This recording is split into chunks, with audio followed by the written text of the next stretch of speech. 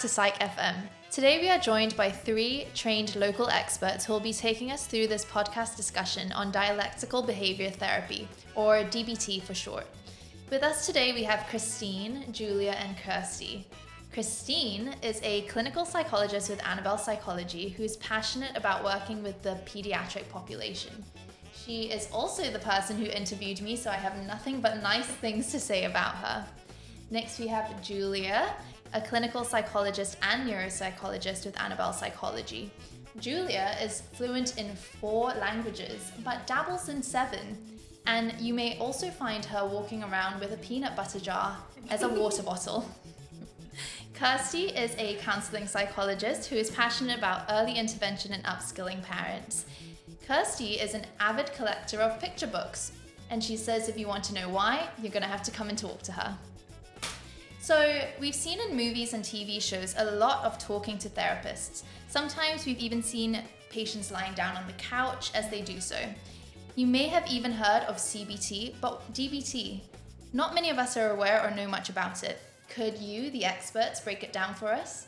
So DBT, as Shona has said, it's Dialectical Behavioural Therapy, which is a type of thought therapy, and it's based on cognitive therapy, CBT, which, as Shona shared, it's more commonly known. But DBT is specifically adapted for people who experience emotions a lot more intensely. In what instance would you use DBT during your approach?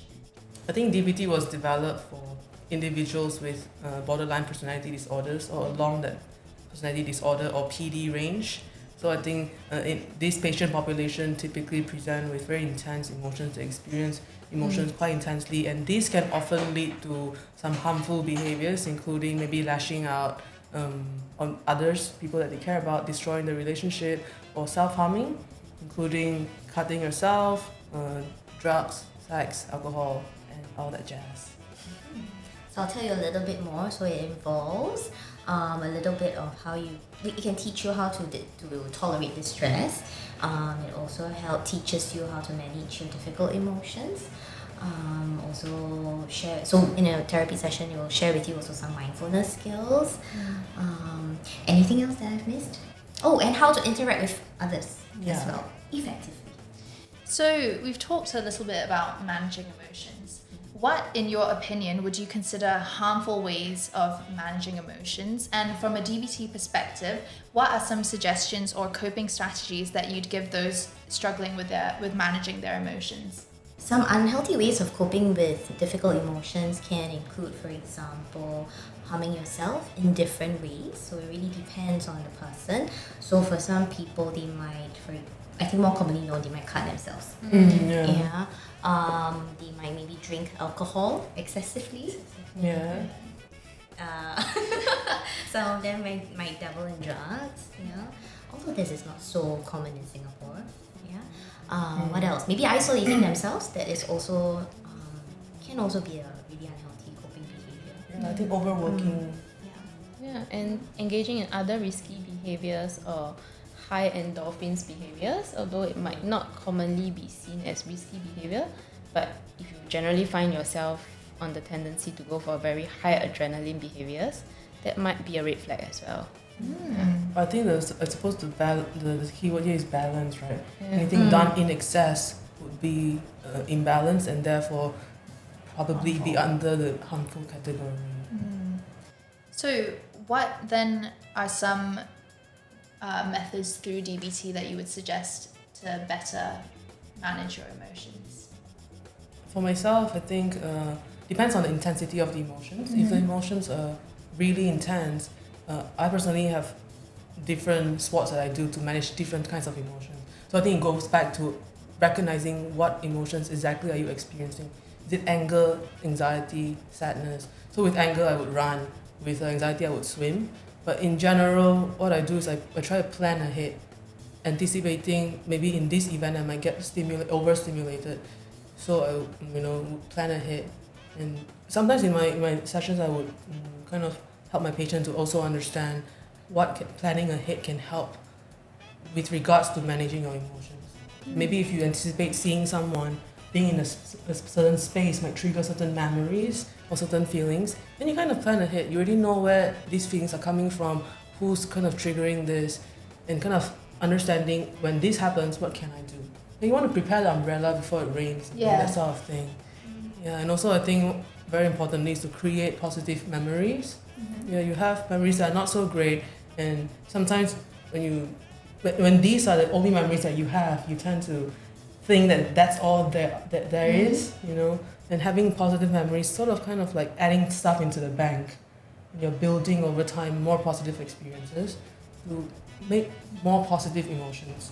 Yeah. Along the same line as what Julia mentioned earlier, is we will usually try to get our patients to be more attuned to their emotions and their thoughts. So that's actually part of mindfulness. Yeah. So once you're aware of what is making you feel all these intense emotions, then we can then move along and teach the skills that is usually involved in DBT. Yeah. So along the same line as what Julia mentioned earlier, what's most important is actually we always teach our patients to be a little bit more attuned to their emotions and thoughts, and that's actually a big part of mindfulness, because once you're more aware of your thoughts and emotions, we can then proceed to also teach you some of the skills that that's involved in DBT. So what I like to use with teens is teaching them how to ride the waves. So getting them to imagine their emotions like waves, how it can, swell like big waves, and how it can be calm, and then to ride along with it. Right, and adding on to those that they have already said, I think it's really important that we acknowledge ourselves when we are actually able to achieve those small steps we set out to do, right? So I do personally believe in taking small steps, applauding ourselves when we do take those small steps on days we are able to take those small steps, and also sweeten the pot. So maybe a small reward at the end when I'm able to actually achieve what I set out to do. For example, just manage my anxiety today, not let my thoughts catastrophize or spiral too much today. Maybe at the end of the day, I might reward myself with a good coffee or bubble tea. Yeah. But remember, too much also will work against you. Yes, that's true. Balance. Yeah. Right. And leading from this, could you share a little bit about the upcoming program that we'll have going on?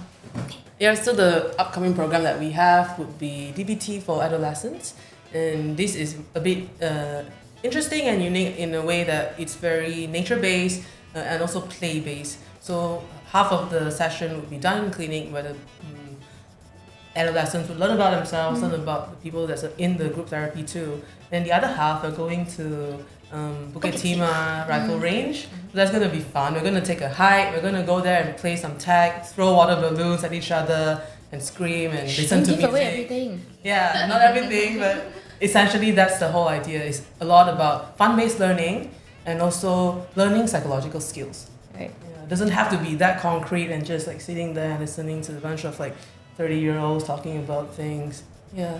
So not your usual talk therapy. Yeah, it's more participative. So it is therapy. So there's benefits after attending this workshop. Yeah, it's group therapy, and it's also, it has a lot of psychological component to it. Although it's play-based, but there's a fundamental theoretical background behind it.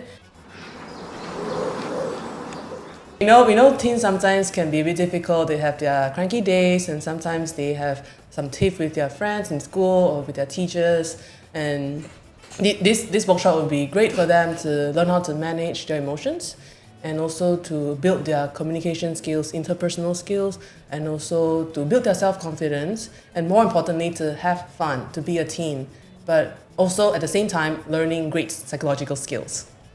I hope you found everything that our experts here have shared with us today interesting. Thank you so much for all of you for joining us and for all of you for watching, and stay tuned for our next episode. Bye. Bye.